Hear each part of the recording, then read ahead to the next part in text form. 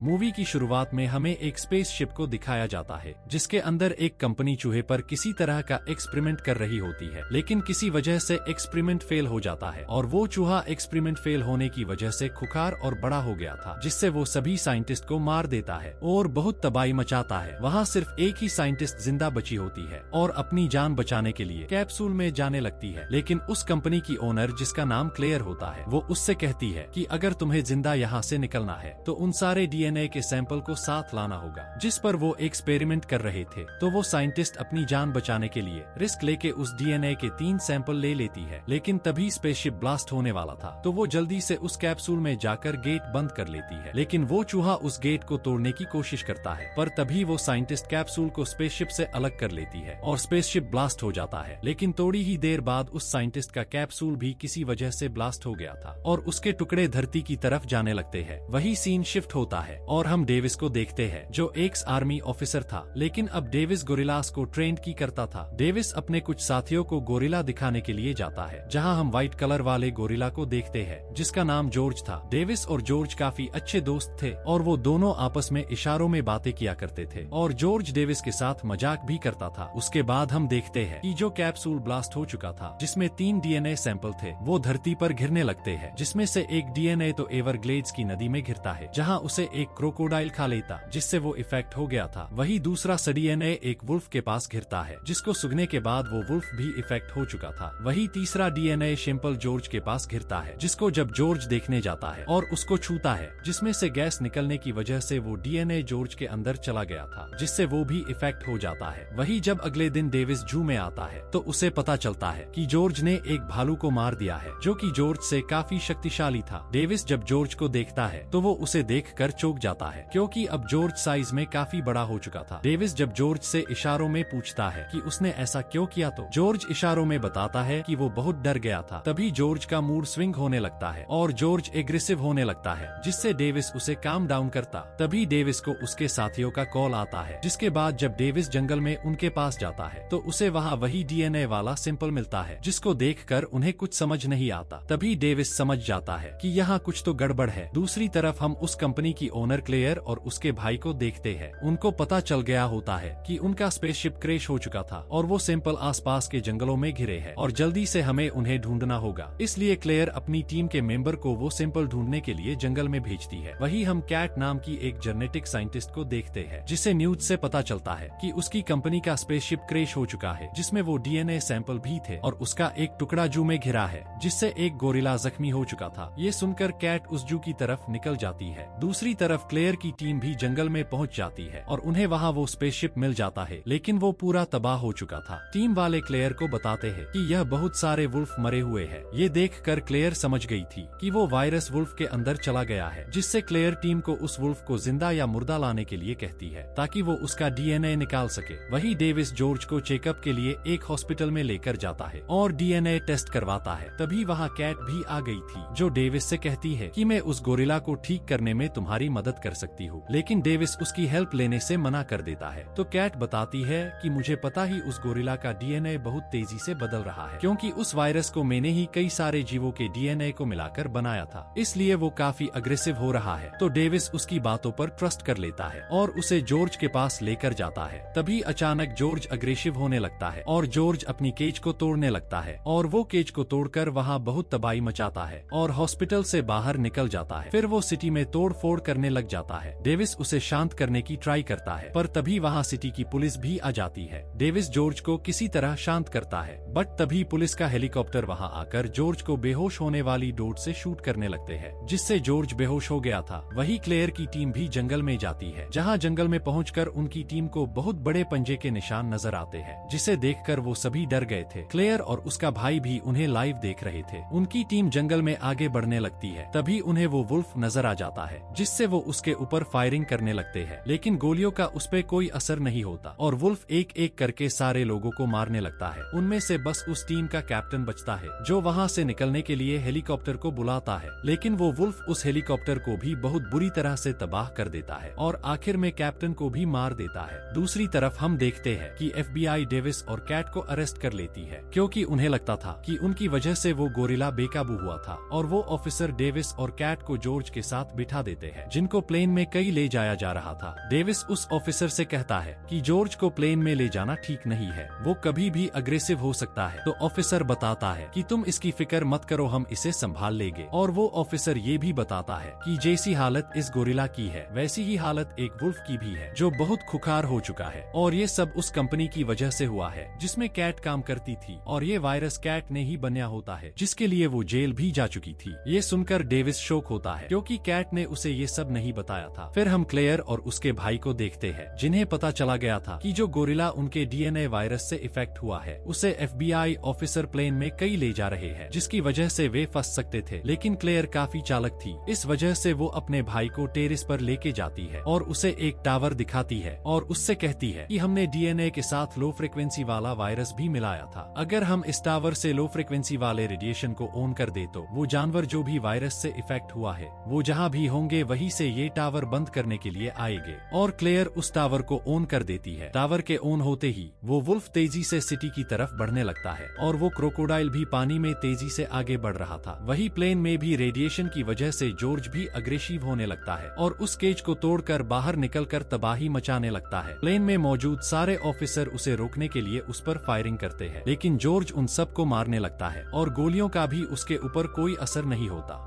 और फायरिंग की वजह से प्लेन में रखा बॉम्ब ब्लास्ट हो जाता है जिससे प्लेन क्रैश होने वाला था। गोरिल्ला ने प्लेन में सब कुछ तबाह करके सबको मार दिया था। वहाँ बस कैट व डेविस और वो ऑफिसर ही जिंदा बचे थे। डेविस किसी तरह कैट को पैराशूट की मदद से प्लेन से बाहर भेज देता है और खुद उस ऑफिसर को लेके प्लेन से बाहर निकल जाता है और पैराशूट की मदद से अपनी जान बचा लेते हैं और वो प्लेन भी क्रैश हो जाता है। वो तीनों जब प्लेन के वहाँ जाकर देखते हैं तो वहाँ से वो गोरिल्ला भाग चुका था, जिसके बाद वो FBI ऑफिसर मिलिट्री से कांटेक्ट करने की ट्राई करता है। उधर डेविस काफी उदास होता है क्योंकि उसे गोरिल्ला की फिक्र हो रही थी और डेविस कैट से भी काफी गुस्सा होता है और कैट से कहता है ये सब तुम्हारी वजह से हुआ है, अगर तुम वो डीएनए वायरस नहीं बनाती तो ये सब नहीं होता। तो कैट बताती है कि मैंने ये सब मेरे भाई को बचाने के लिए किया था, अगर मैं ये सब नहीं करती तो मेरी कंपनी की बॉस क्लेयर मेरे भाई को मार डालती। डेविस कैट को बताता है कि मैं जॉर्ज को शिकारियों से बचा कर लाया था क्योंकि शिकारियों ने उसकी माँ को मार डाला था, इसलिए जॉर्ज मुझे पसंद करता है। कैट उसे बताती है कि हम जॉर्ज को ठीक कर सकते हैं क्योंकि मैंने जब ये डीएनए वायरस बनाया था तब उसका एंटीडोट भी बना था जो क्लेयर के ऑफिस में है, इसलिए हमें वहाँ जाना होगा। तो डेविस भी वहाँ जाने के लिए मान जाता है। उधर क्लेयर के ऑफिस में FBI वाले पहुँच जाते हैं, जिसको देखकर क्लेयर और उसका भाई डर जाते हैं और वो ऑफिसर उस लैब की जांच करने लगते हैं, लेकिन उन्हें वहाँ कुछ भी नहीं मिलता। उधर डेविस और कैट को FBI वाले अपने बेस पर लेकर जाते हैं, जहाँ जाकर उन्हें पता चलता है कि गोरिल्ला और वुल्फ दोनों एक साथ सिटी की तरफ बढ़ रहे होते हैं। तो कर्नल इनसे पूछता है कि ये सिटी की तरफ क्यों जा रहे हैं। तो कैट उन्हें बताती है कि वो जा नहीं रहे, उन्हें बुलाया गया है। क्लेयर उन्हें सिग्नल देकर बुला रही है और ये जानवर उन्हें रोकना चाहते हैं। डेविस कर्नल से एक मौका मांगता ताकि वो उस कंपनी से एंटीडोट लाकर उन्हें सही कर सके,